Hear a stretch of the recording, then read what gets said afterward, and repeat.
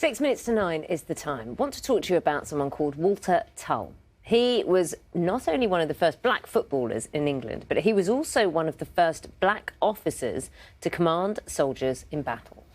He lost his life in 1918 on the battlefields of Flanders. Today, he will be remembered through a poem read by former EastEnders actor Nicholas Bailey at the Cenotaph, of course, just after 11 o'clock. Now, Nick joins us now, I'm delighted to say. Nick, morning to you. Thanks so much for talking to us on Breakfast. Just talk to us about Walter Tull, because he was someone you found out about quite a while ago, and it's a story you refuse to let go of.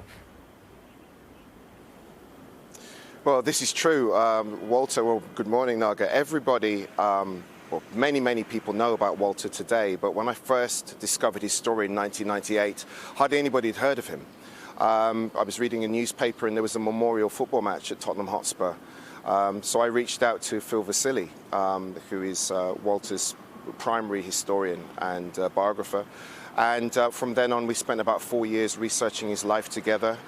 We thought it might make a great film script. But ever since then, Walter has become a central figure, a real figure of distinction in general British history, not only around the war, but over diversity and inclusion and triumph over adversity. He was orphaned before the age of 10.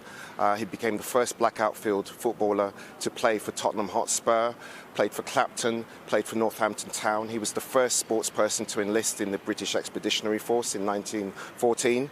And black people weren't allowed to be in the war. It was illegal in terms of military law for black people to serve, but he became a second lieutenant. He was commissioned in 1917 and was decorated and lost his life in the Second Battle of the Somme. So he was an exceptional human being, but he was a great man in any era, and he deserves to be remembered. So it's great now to be speaking his name at the Cenotaph as a guest of the Western Front Association. I'm so privileged to be here. Yes, Nicholas, as you were talking there, you won't have seen it where you are, but we were showing both pictures of him in his footballing career and then in uniform as well. Tell us a little bit about the events today, because I know you're going to be reading a poem. Yes, I'll be reading John McCrae's poem, a famous poem, In Flanders Fields, which was the poem that speaks of poppies. And in the 1920s, the poppy appeal began, largely due to this poem. In 1915, he's a Canadian officer and he lost a friend and sat down, wrote this poem, and then it was taken up and it took off.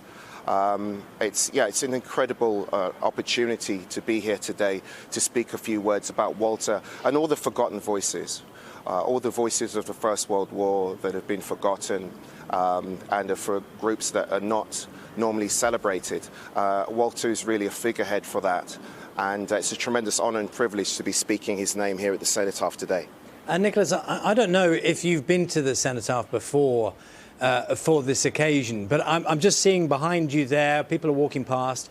It's a very special place, and those who've only seen it on television, which is what most people do, of course, can you give us a sense of, you know, what it's like for you being there now, just sort of looking ahead to the events?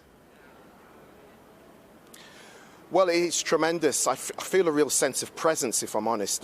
It's something that I've seen on TV every year. I actually interviewed some veterans who are challenged by PTSD a few years ago.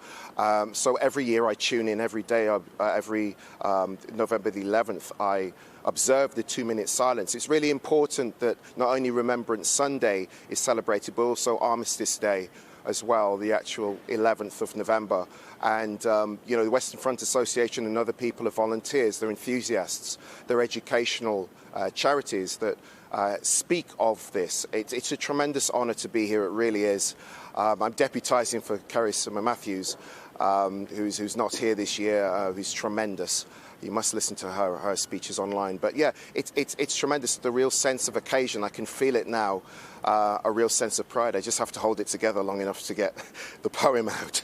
I'm sure you will, Nicholas. It's been a pleasure talking to you this morning. I hope you enjoy your day. I know it's mixed emotions for a lot of people, but have a wonderful day there. I'm glad to see the weather is good. Thank you very much. Thank you. It will be very emotional, no doubt. Nick will be reading In Flanders Fields on BBC One immediately after the minute silence at 11 o'clock this morning.